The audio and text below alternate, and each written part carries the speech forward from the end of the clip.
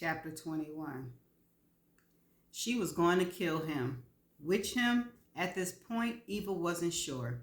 Maybe one, maybe the other. Could be both. Either way, someone was in serious freaking trouble. Eva could not believe that once again she was being taken for a fool, and on camera no less. She felt her throat close up, and it was as if a fire had ignited deep in the pit of her belly.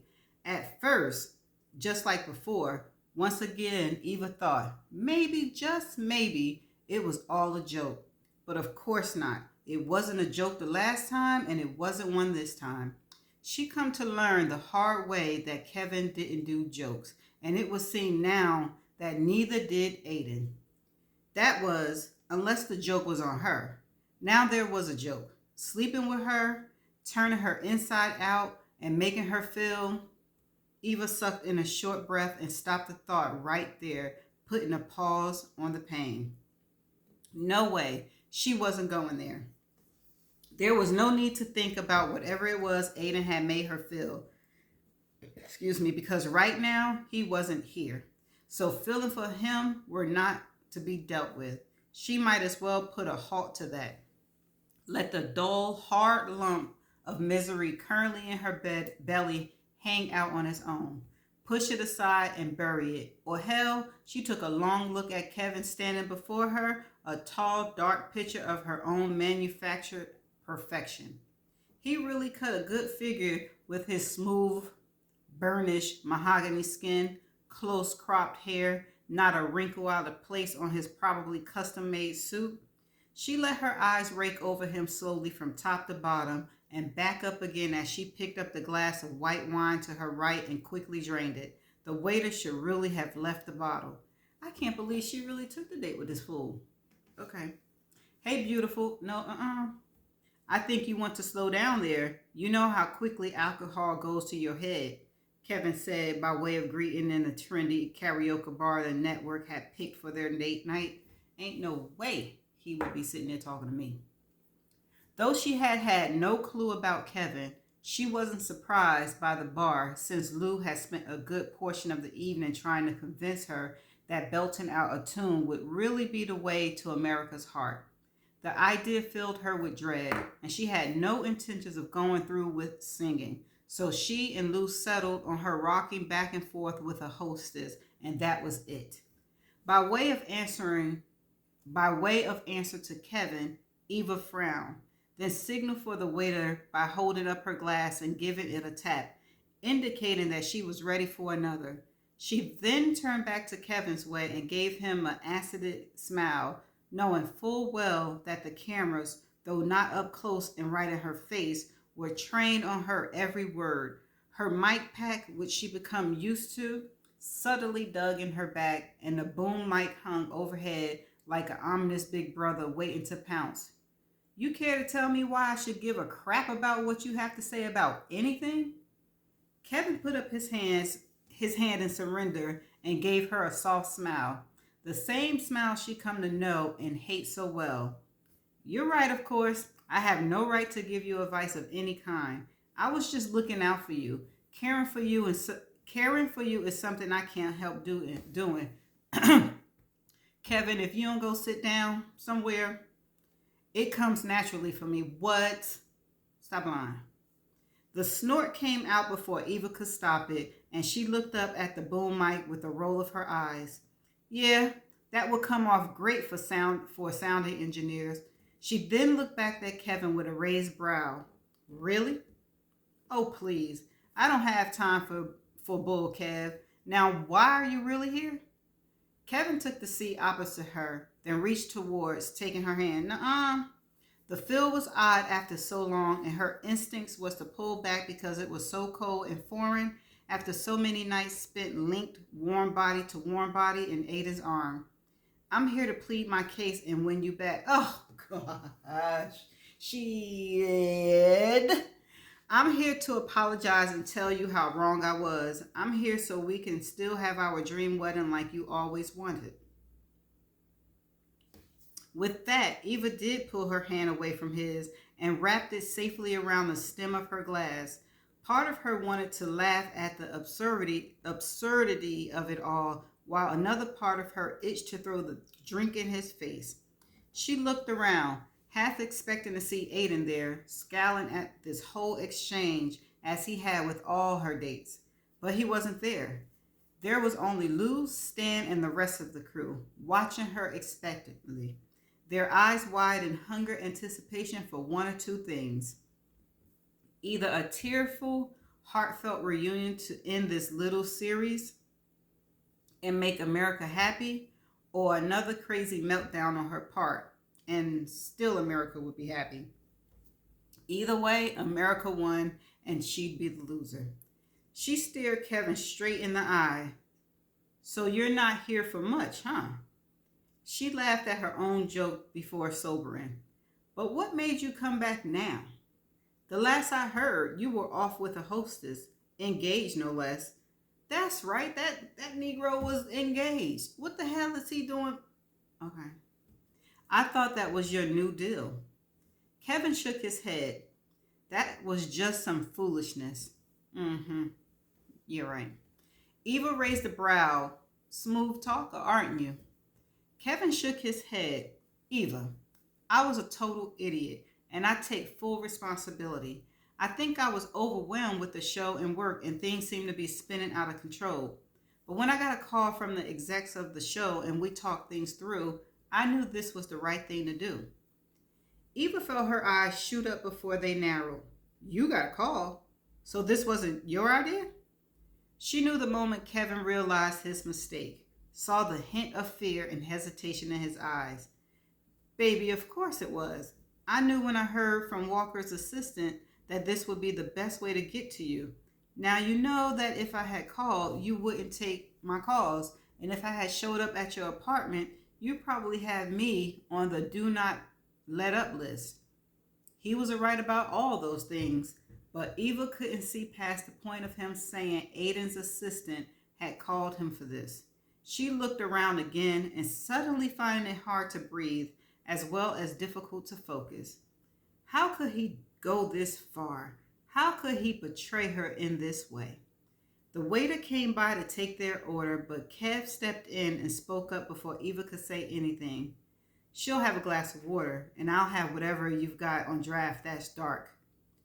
The music got louder, and a couple of male hipsters were now on stage, and she guessed, finding it ironic to belt out Material Girl.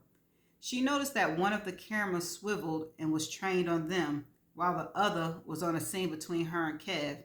In that moment, Eva wanted nothing more than to punch everyone in the face. Kevin, Lou, the PAs, and the rest of the crew, the karaoke hipsters, and most of all, Aiden. Kevin reached out and took her hand once again. Believe me, Eva, I really am sorry. I want to do all I can to make it up to you. I've seen each of your episodes, you on your dates with all those guys, and not one of them is right for you, and not one is worthy of you. Eva almost snorted again, but even in her 2 glass of wine buzz, she knew a second snort would be over the top. And you think you are worthy? What a joke. Kevin shook his head. Hardly, but if you give me a chance, I hope to be someday.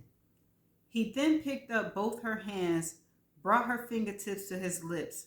Please, let me do all I can to make it up to you, even if it takes me a lifetime. Eva stared, her fingers feeling numb, almost dead. Not a hint of a thrill she had stupidly become used to. She felt like such a fool. Still, she could admit the words were good, and she could give credit to whatever writer had fed him such amazing lines. Her mind began to swirl as she thought of what to say. She had no lines prepared for this meeting. All that had been gone over and prepared was now moot, thanks to this blindside setup. How could Aiden do it? How could he set her up like this and then run away and not even be here to witness the devastating carnage? But then she felt it, a stirring down where the boulder was. It started down deep, but moved and swirled, traveled, and heated up in her chest. Her breath caught, and Eva turned. There he was, just beyond them, Aiden. Once again, in the shadows, watching the whole uncomfortable exchange, Eva felt her anger quickly ignite and burn fast as she wedged her hands away from Kevin's grasp. I need a minute, please. She walked a long way around, going straight for Aiden and smiling when he seemed to pull back a bit as she lunged forward to whisper in his ears. Don't worry about it. You never have to worry about your balls again around me. Eva, stop, please, he said, reaching for her. His large hand grabbed hold of hers. The sizzle instantly fizzled up her arm and radiated through her body. But she jerked out of his grasp as if shocked and brushed to her too tight dress. She straightened it as she forced herself to take wide, confident strides and head for the stage. On her way, their eyes locked, and she gave Louisa a hard look and nod. If they wanted a show, then a show they would get. Eva took the stage to the whoops and the hollers of the crowd. There wasn't time for nerve, at least not many. The few she had, she took care of with a quick shot of Jack the waitress handed her on the way. The spotlight the spotlight was an instant reminder of the red light from the infamous dumping scene.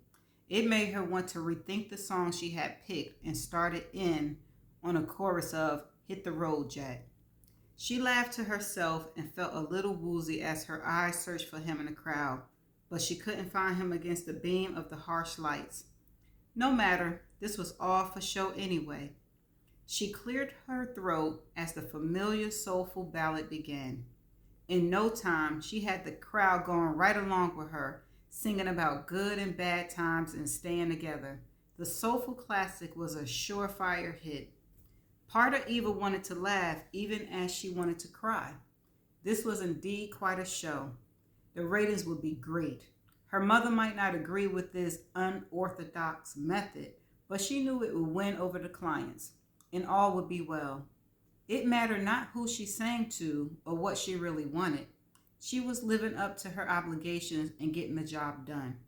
She looked at her left, and there was Aiden watching her, just off to the side as he's always been, his jaw set and rigid, his dark eyes blazing with smoldering fire. Eva finished the song, and as if on perfect cue, striding through the glaring lights, there was Kevin, walking towards her. He smiled and clapped as he walked up to the stage and opened his arms. Eva knew what he wanted, what they all wanted, and her heart ached. She looked over at Aiden, and still he didn't move. She looked back at Kevin, took in his perfect smile, good looks, and dark eyes that told her nothing but to see it through and get the job done. And with that, Eva stepped down into Kevin's arms and kissed him. Oh, hell no. What? No. No. No. No. Child, let me proceed.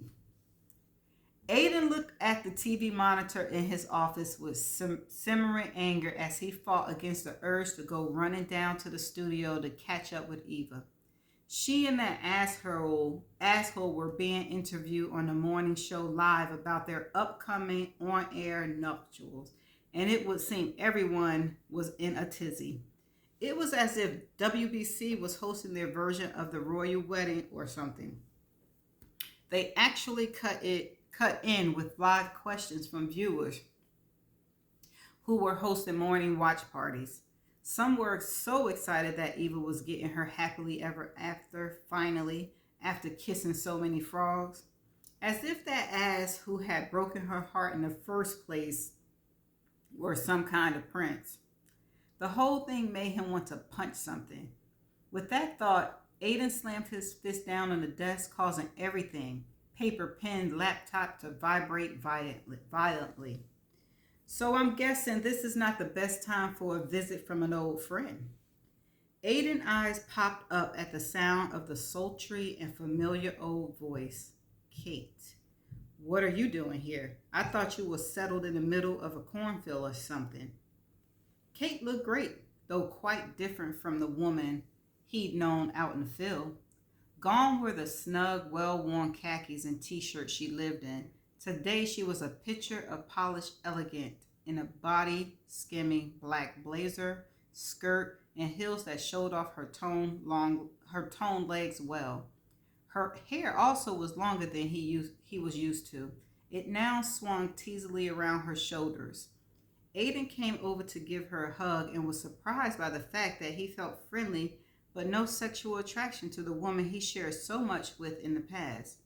He pulled back and looked at her. So, what are you doing in New York? I'm here to talk with the Suits about moving to Washington and taking the position as correspondent there. From what I hear, you're one of the Suits now, and I have you to thank for it. So, thank you. I know you put in a good word or three for me, and for that, I'm grateful. You don't have to thank me for anything. You very much deserve it. Though I was surprised to see you wanted to go for the job. Is life at home not what you wanted? Kate shook her head. No, it's great. Though slower paced than both I and Tim would like. If I get the job, he's happy to relocate with me and work there. His company has a location out of DC, so it will work out fine. Aiden smiled then, happy for Kate. It would seem that someone was finally getting a happily ever after from this, after all. He looked at the TV and saw the segment was over. When he turned back, Kate was staring at him hard. So do you care to share what, or better yet, who it is that has you so bent out of shape? I bet she makes a hell of a story, and you know how much I love your stories. Kate grinned, pulling him out of his mood. Aiden nudged her shoulder, then slung an arm easily over it as he led her to the doorway and out in the hall. Watch it, Harmon. I am one of those Suits, and you don't have the job yet. Kate's head fell back as she laughed at him. She hugged him, then gave him a kiss on the cheek as she ducked under his arm and out of his grasp. Oh, please, Walker. Now I know it's woman problems. You were always way too easy to read. Remind me to invite you over for our monthly poker night when Tim and I are settled in DC, and bring your girl because knowing you, you'll find a way to fix things. You always do. Eva stopped short as she made her way out of the ladies' room and ducked back into the conference room where she and Kevin were meeting with Louise, Carter, and the rest of the crew, putting the finishing touches on the wedding preparations. She'd be fine. This would all be fine. So what if Aiden wasn't at this meeting or the segment or had essentially cut himself off and out of her life? So what if she just seen him embracing, kissing, then happily laughing with a gorgeous woman with legs that went on forever, looking for all the world like he didn't even remember the name Eva Ward? None of that mattered at all. She'd be fine because in a matter of days, she'd have all she wanted, all she planned for, and worked so hard for all this time. Soon she'd be Mrs. Kevin Rucker's ESQ, and she would have it all. Are you feeling okay, honey? Kevin asked from the seat that Aiden sat in just weeks before. That's making me nauseous. Ugh. I'm fine, just a little bit tired, Eva said, taking the seat next to him. She looked over at Carter and put on her best smile, ignoring the questioning look in his eyes. Let's continue. You were saying you like to be sure the sponsor's name is prominently displayed on a dais? Dais? It's tacky, but I can compromise and go with a name place card on the cake table. Deal? Eva gave Carter a look that left no room for arguments. And with all that was going on, she had pushed the image of Aiden to the back of her mind. Now was the time for hurt feelings or aching heart. Now was not the time for hurt feelings or aching hearts. She had a wedding to map out. Okay, so that's the end of chapter 21. I can't believe she's giving this any type of energy, any type of thoughts. I am pissed at that because there's no way Kevin should even be in the picture. He shouldn't be a part of any of this crap. You shouldn't even be considering marrying him because, girl, you don't love Kevin. You love Aiden. Man, I couldn't do it. I'd be like, forget all this crap. No, I'm not just, okay. Well, y'all, last chapter is 22. I'm going to have to see y'all in 22, and we're going to have to discuss it at the end and see exactly what happened. Y'all ready? See y'all in chapter 22. Bye.